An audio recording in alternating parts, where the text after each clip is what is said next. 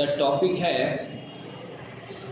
some important terms and incidents related to the French Revolution 1789 यानी 1789 के फ्रांसीसी इनकलाब से मुतालिक चंद वाक़यात और टर्म्स पर आज हम लोग नज़र डालने की कोशिश करते हैं, क्योंकि इन टर्म्स को समझे बगैर हमें पूरे तौर पर इनकलाब को समझने में दुश्वारी हो सकती है।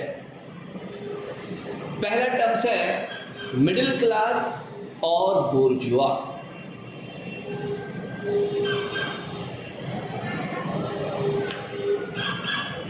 फ्रांस का समाज तबकाती समाज था। उमरा और पादरी दो आला तबकों में शामिल थे और तीसरा तबका जो कि थर्ड स्टेज कहलाता था, उसमें किसान, मजदूर, डॉक्टर, इंजीनियर, असातिज़ा कराम, कुल मिलाकर तमाम आबादी शामिल थी। यही तबका मिडिल क्लास कहलाता था। चूँकि इस तबके में तालीम याफ्ता और हुनरमंद लोग भी शामिल थे, यही लोग बोर्जुआ के नाम से जाने जाते हैं।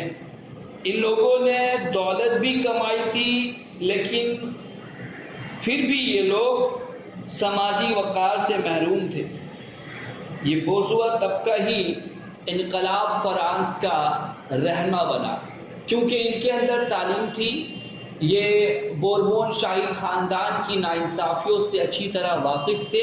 इन लोगों ने मुख्तलिफ़ मुल्कों के इनकलाबात और आज़ादी की जंगों के किस्से सुन रखे थे, लिहाजा इन लोगों ने अवामी जहन को तैयार किया उन नाइंसाफ़ियों के ख़िलाफ़ और फ़िज़ा कायम की इनकलाब की। इन्हीं की कोशिशों का नतीजा था कि इतना बड़ा इनकलाब 1789 में फ्रांस में रोनुमा हुआ, जिसने मुत्तक़ुल अनानियत का ख़ात्मा किया और रिपब्लिक हुकूमत फ्रांस में कायम करने में कामयाबी हासिल की। इस मिडिल क्लास के दो ग्रोह थे, एक जिरोंडिस्ट, दूसरा जैकोबिन्स। जैसा कि हम बोर्ड में देख रहे हैं, जिरोंडिस्ट इक़्तिदार पसंद थे, अमन पर,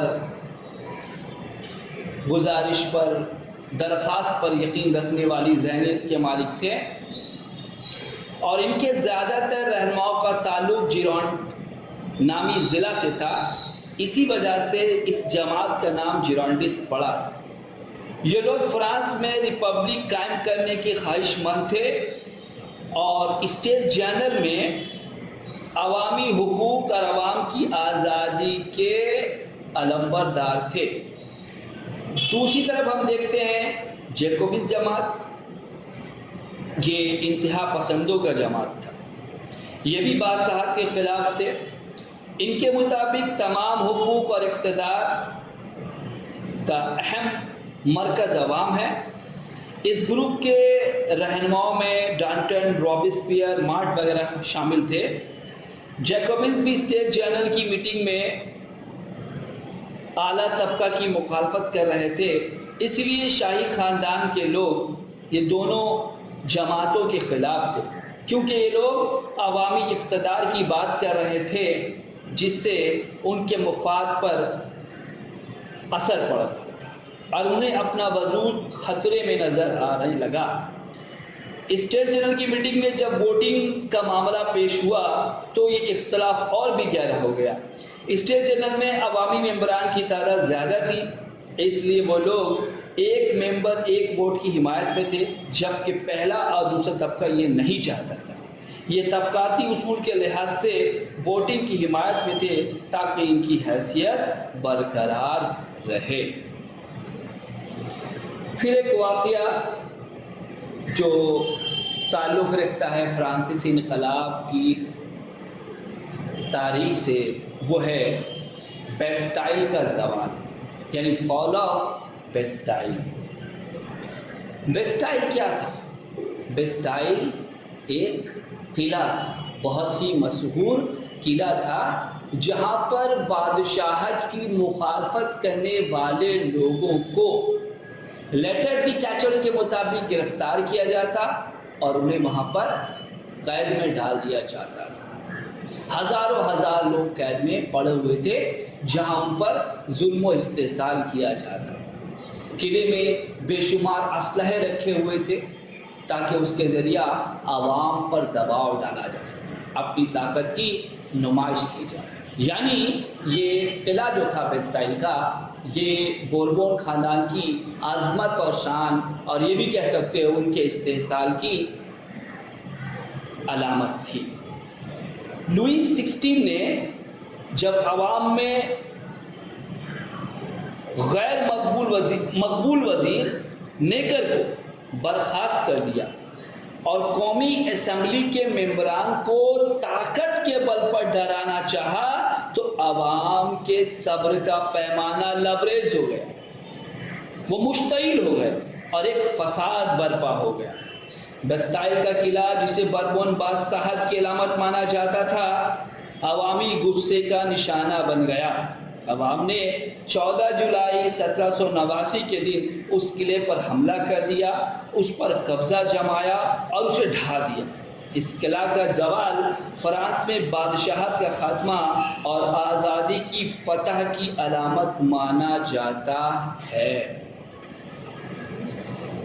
پھر ایک واقعہ رین آف ٹیرر، جس پر اکثر چھوٹے سوال آتے ہیں، اس پر نظر ڈال دیتے ہیں۔ رین آف ٹیرر کے معنی ہوتا ہے دہشت کا زمانہ یا دور دہشت بھی کہہ سکتے ہو۔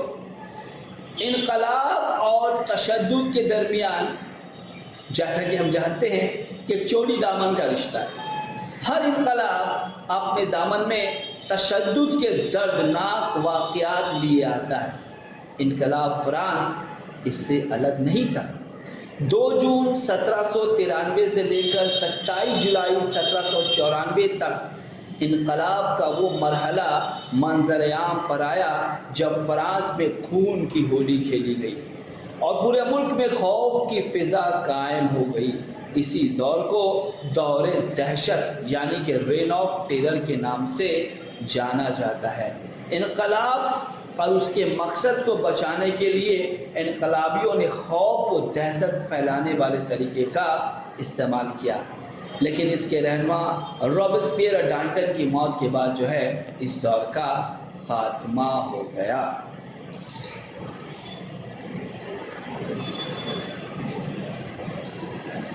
ایک اور واقعہ جو اس سے جڑا ہوا ہے، اس کو بھی جانتے چلے تو بہتر ہوگا، اور وہ ہے the declaration of right of man and citizen. 26 اگست 1789 کو فرانسیسی دستور ساز اسمبلی نے انسان اور شہری کے حقوق کا اعلان کیا۔ اس اعلان نے آزادی کو انسان کا بنیادی حق قرار دیا۔ اس اعلان نے ہر شہری کو مذہبی آزادی، پریس کی آزادی اور جائیداد کی خرید و فروخت کی آزادی بخشی۔ یہ بھی اعلان کیا گیا کہ تمام شہری قانون کی نگاہ میں برابر ہیں۔ اس اعلان نے فرانسیسی عوام کو آزادی جیسی نعمت سے نوازا، اس لیے اس اعلان کو فرانس کا میگنا کارٹا قرار دیا جاتا ہے۔ اس اعلان سے یورپ خصوصاً فرانس میں ایک نئے دور کا آغاز ہوا۔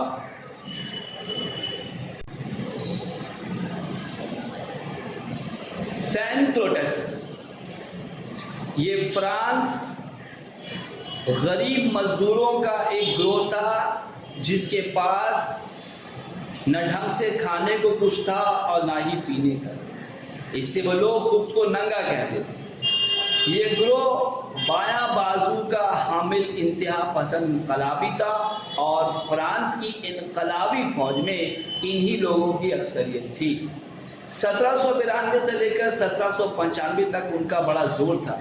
جیکوبنس سے ان کا بڑا اختلاف پیدا ہو گیا تھا اور فرانس میں جب ڈائناسٹی کا نظام قائم ہوا تو ان کا خاتمہ ہو گیا. تو یہ تھے کچھ ایسے واقعات جن کا تذکرہ فرانسیسی انقلاب کی تاریخ کے متعلق ضروری تھا.